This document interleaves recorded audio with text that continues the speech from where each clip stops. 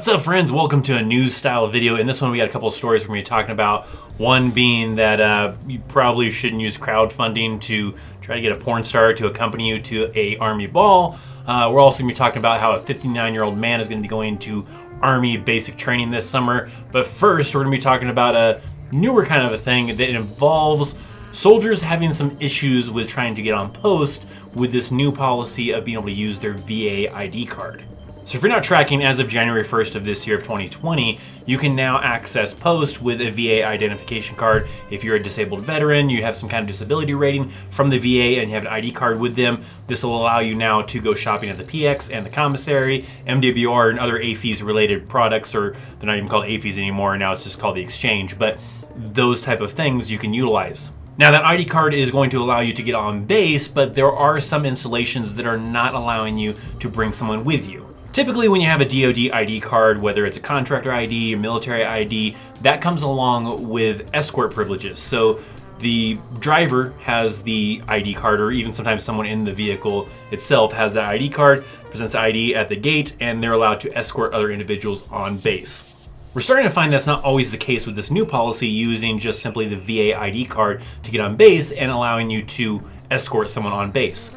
There has been some individuals that have reported that they have gone to the gate with maybe their spouse or whoever, and they were turned around because they were not allowed to bring somebody on base with them if that's all they had was just simply a VA ID card. This isn't like Army-wide all across. There's just some installations that are doing this. Some of them that seem to be kind of by mistake, where some people just aren't aware of the policies and then is later changed and they said, no, you can bring someone on base. And then some installations, I believe, are making actually a policy where the post commanders just simply want to restrict access, and if you simply only have a VA ID card, they're not allowing that to come along with any kind of escort privileges. So if you're in this situation where that's all you have is a VA ID card and you want to come on base to, utilize the PX or utilize the commissary or to utilize MWR or maybe even the Class 6, whatever the case might be, just make sure you check with that local installation to see if they allow you to escort someone on post. If you're trying to bring your spouse or a relative or somebody else with you to maybe just accompany you, to hang out with, or whatever the case might be. You can typically do this by trying to contact the MPs for that installation, the Provost Marshal's office or whatever, and ask them, can I bring someone on base with me if all I have is a VA ID card? Am I allowed to escort someone on post? Now let's move into the next story, which is about a 59-year-old man that is going to be attending Army basic training in June of this year, this summer. That is a pretty crazy thing, and you might be thinking, wait a minute, 59 years old, isn't the cutoff limit 35?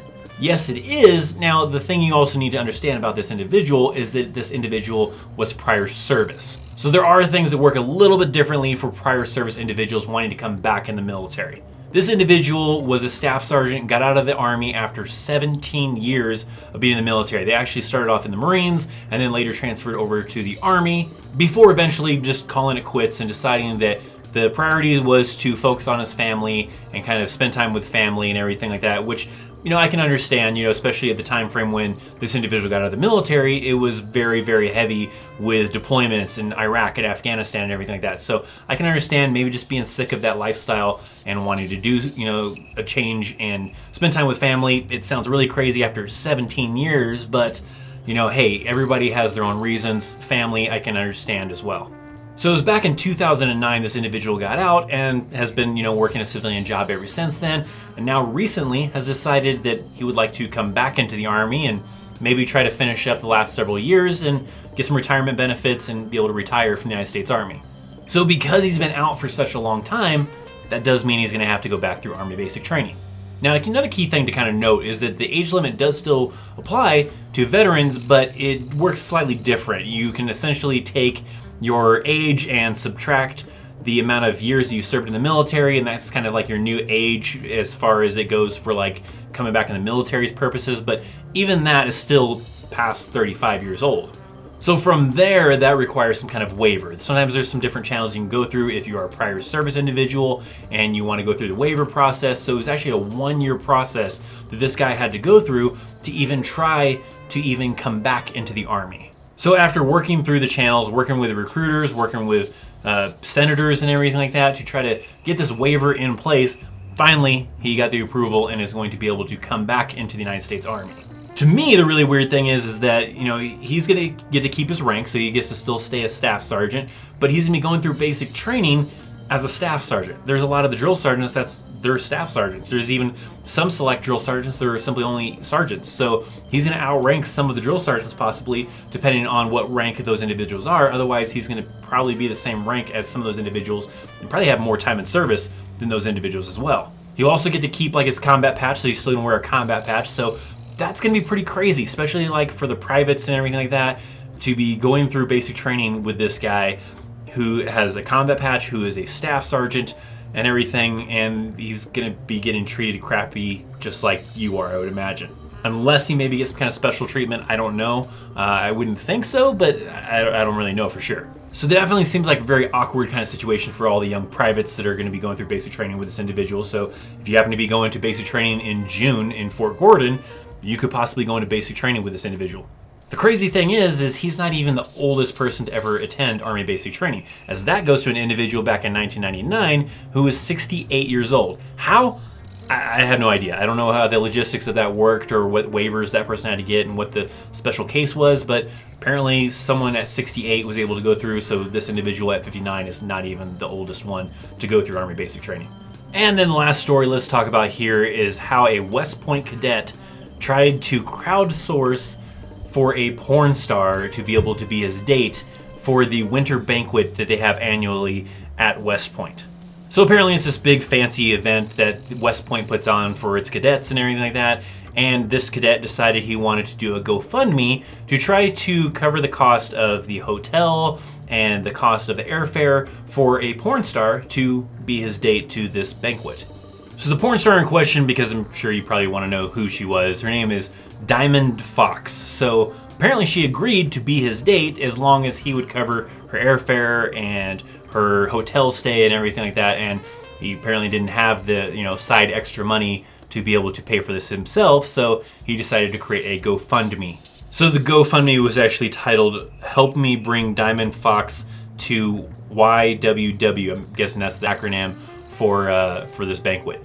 Now in this screenshot, he'd already raised $370 of the $1,200 goal to try to bring her to the banquet. Now, some of the other people got word of this, you know, probably spread like wildfire about this individual trying to get a porn star to accompany him to this banquet. And when they caught word of it, they told him to take it down.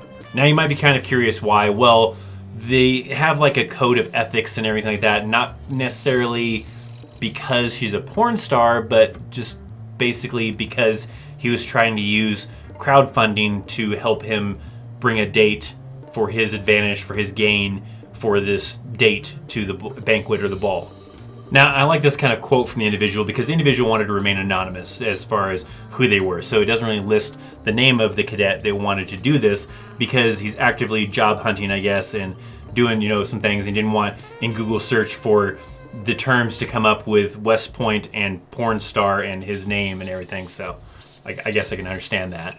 Now back to the actual reason as to why, you know, this individual decided not to do it and leadership advised against it, other than, you know, simply it could look bad against West Point as well as look bad on the actual cadet.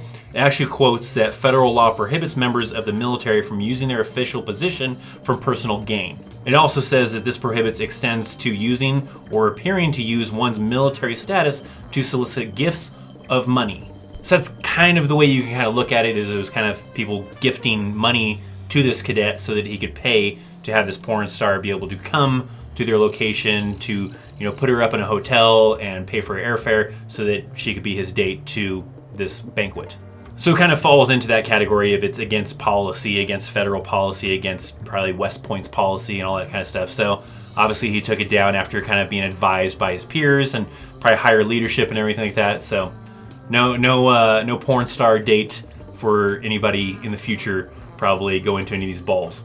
So that was our final story to kind of close it out. If you enjoy this type of content, you want more of it and more educational stuff to learn more about the Army or simply news type of things, make sure that you are subscribed to this channel to become a part of the Chaos Army. Maybe even think about clicking on that bell so you can get alerts as soon as new videos go live, to include the live streams and become a part of that awesome notification platoon. If you enjoyed this video, hit that thumbs up for me.